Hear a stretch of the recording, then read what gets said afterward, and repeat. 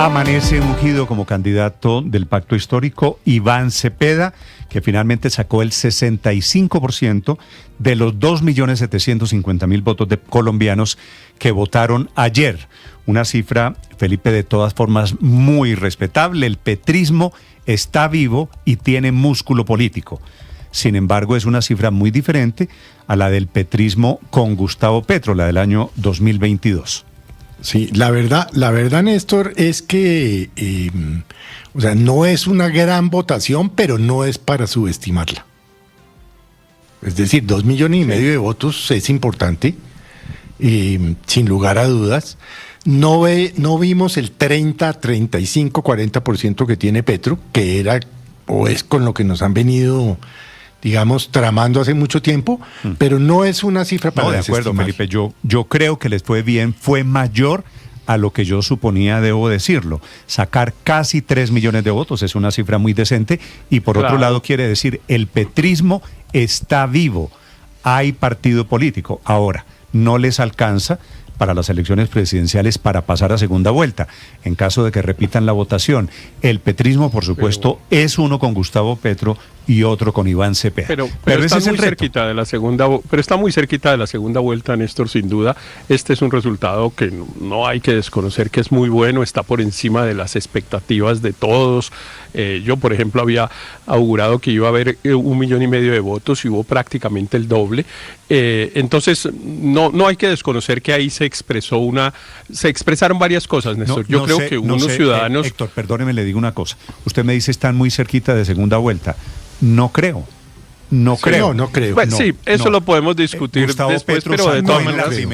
Gustavo Petro sacó en la primera vuelta 8 millones de votos. 8 millones de votos. Claro, pero es que esta era una consulta pero una consulta en frío. En la consulta, yo creo que no vale la pena. Hace 4 años no vale la pena sacó 5 millones de votos. Hacer análisis con el deseo no vale la pena, porque aquí hay una realidad, Néstor, que yo creo que expresa varias cosas. Una primera, claro, unos ciudadanos que apoyan al presidente Gustavo Petro, eso no hay duda. Otro, unas estructuras políticas apoyadas por, digamos, los recursos públicos y un poco ese sistema clientelar en el que se ha montado el gobierno. Por ejemplo, el hecho de que el señor Pedro Flores pues sea el cabeza de lista, o mejor, el candidato al Senado que más votos haya sacado, con más de 200,000 votos.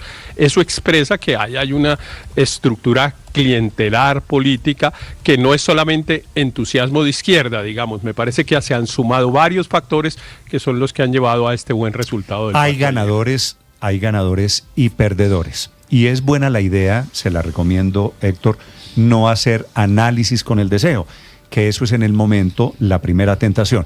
Ganadores y perdedores de esta consulta, por supuesto, significa el presidente Petro está con la descalificación a la registraduría, que entre otras cosas hizo un trabajo, me parece, tan serio que está certificando que hubo 2.750.000 votos. El presidente Petro y la izquierda, por alguna razón, se dedicaron ayer todo el día a darle, como si fuera la piñata de la democracia, a darle a la registraduría. Y le están dando a la registraduría. Por eso van a escuchar ustedes al registrador defendiéndose. Aquí hay, por supuesto, ganadores y perdedores. Miguel Cardosa.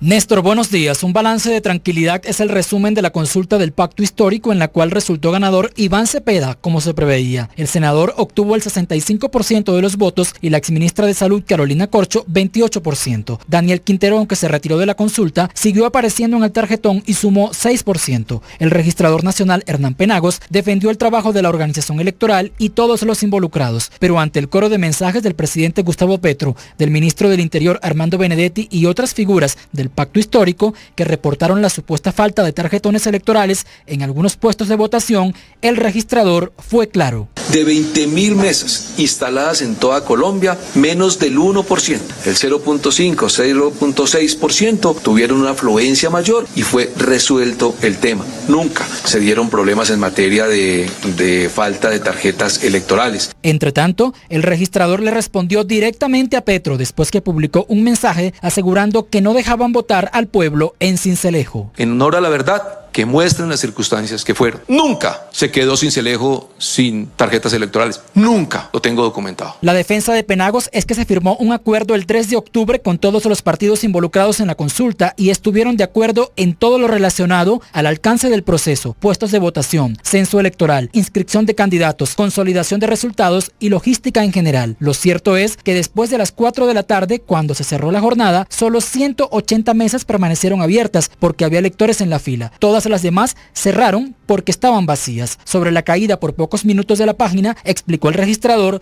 que se tomaron decisiones técnicas para protegerse de ataques. Desde otras latitudes, diferentes países, hay ingresos maliciosos a las páginas de la registraduría y en ese momento las oficinas de informática toman la decisión de ralentizar el acceso a la página para proteger lo que se llama contrajuego. Para este proceso, que costó aproximadamente 200.000 millones de pesos, estaban dispuestas 19.833 mesas electorales en todo el país y según el Procurador General de la Nación, Gregorio El Hars, solo recibieron 547 quejas, pero sin un impacto determinante en la jornada, y felicitó a la registraduría y a la fuerza pública. No hubo ningún incidente que lamentar, dieron la protección, aplicaron sus nuevos mecanismos, se utilizó la tecnología y nos estamos preparando para las elecciones de marzo, de mayo y posiblemente de junio del año entrante. En cuanto a lo que viene ahora, Carolina Corcho reconoció la derrota, pero anunció que será la cabeza de lista de candidatos del pacto histórico al Senado. Precisamente en la elección de candidatos al Senado, la lista la lideran, entre otros, los actuales senadores Pedro Flores, Wilson Arias, Carlos Alberto Benavides, Aida Abella, Alex Flores y Ferney Silva. Pero también figuran entre los ganadores el influencer Walter Alfonso Rodríguez, conocido como Wally, Carmen Patricia Caicedo, hermana del exgobernador de Magdalena, Carlos Caicedo,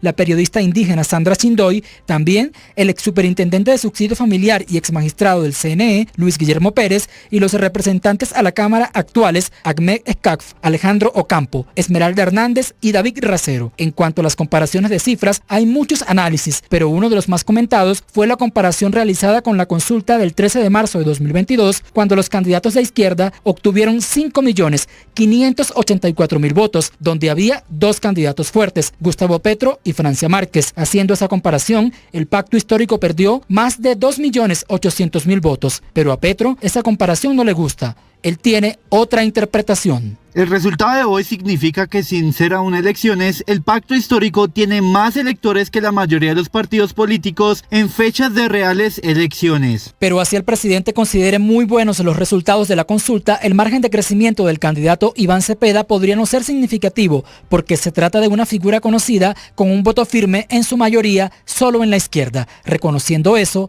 Petro dio línea. Llamaré a las fuerzas del centro que no cayeron en el cipallismo arrodillado para hablar como amigos. Habrá que ver quiénes le atenderán la invitación, porque hace referencia a quienes se mostraron en desacuerdo con la inclusión en la lista Clinton y están en la centroizquierda. Sin embargo, no están cerca de su proyecto, entre otros, Sergio Fajardo. Pero también llamó a articular el Frente Amplio, que propuso nombrarlo Frente Humano. Y oiga bien, sugiere conformarlo con candidatos presidenciales del Partido Verde, lo que llama la nueva U, que lidera el presidente de la Cámara de Representantes, Julián López, y por último, con lo que definió como el liberalismo de Gaitán y López Pumarejo. Miguel Cardosa, Blue Radio. Miguel, gracias. Primer anuncio del nuevo candidato de la izquierda, Felipe, del doctor Iván Cepeda, el senador Iván Cepeda, que no va a debates en donde haya insultos y que no quiere escuchar insultos contra el presidente Petro. El presidente Petro, que es el gran insultador de la nación, inclusive este fin de semana, con eso del candidato del cipallismo, que el cipallismo y que la extrema derecha y que el fascismo y que Hitler, dice Iván Cepeda, modo de notificación, no, y está bien, no voy a debates en donde se discutan temas personales. Ahora, lo que pasa es que ese camino... entonces no va a ir a debates, Néstor. La conclusión de lo que usted está diciendo y de lo que dijo el senador Cepeda, entonces no va a ir a debates. Sí, Felipe, porque los debates todos se van a centrar, sin excepción, en el mal gobierno de Gustavo Petro. Sí, todos. Sí. Y el presidente Petro, desafortunadamente, Felipe, abrió el camino de la personalización. Todo para el presidente Petro es alrededor de las personas. Todo es personal, contra alguien. Y entonces va a ser difícil que los debates sean pero diferentes a los que han sido. Pero está bien tratar ahora, de que eso deje de pasar, ¿no? Pues no, porque no realmente le hace mucho daño al... Sí, pero está bien tratar de que deje de pasar. Que sí, es la, si digamos, fuera por la genuina, expresión del candidato Iván si fuera Cepeda. por genuina convicción. pero no para salirse de lo que ellos mismos, Héctor, es que es él. Pero a Cepeda no se le puede endilgar eso. Yo sé que él es un hombre muy respetuoso. Yo sé que Cepeda es muy diferente. Yo sé que Cepeda es muy diferente a Petro. Descalificación personal. Pero quiero decirle, va a ser muy diferente salirnos por iniciativa del candidato del gobierno, porque es el jefe del Estado, el jefe del gobierno, el que nos metió en este tono de la política, desafortunadamente. Son las 6 de la mañana, finalmente lo que se va a dar en los debates, Néstor, lo que se va a juzgar en los debates, sin excepción, es Petro. Pero por supuesto. El gobierno de Petro y va a ser un plebiscito en torno al presidente. La corrupción, el gobierno de Petro. Ya bueno, tenemos todo lo que conocemos. Ya tenemos el candidato del gobierno, Felipe, que me parece Néstor, que de todas formas es un punto de avance. Un elemento adicional frente a la votación de ayer que habría que analizar, que va a ser muy difícil de cuantificar, es la votación que otros partidos le pusieron a la consulta. Muchas dudas, recuerde usted, sobre lo que hicieron políticos en particular de diferentes partidos apoyando a sus candidatos en las listas al pacto histórico, porque recuerda ayer también se definió el listado por lo menos el orden de las fórmulas a Senado y Cámara de Representantes. Uno de los perdedores en la consulta de ayer, Felipe, es Daniel Quintero. Su amigo Daniel Quintero, que quedó inhabilitado porque lo contaron. Ya participó en la consulta. Él se retiró a destiempo, mal retirado, no lo retiró el partido que lo postuló. Así que creo que Daniel Quintero va a tener problemas para ser candidato inclusive en la consulta del Frente Amplio del próximo mes de marzo. Son las 6:30.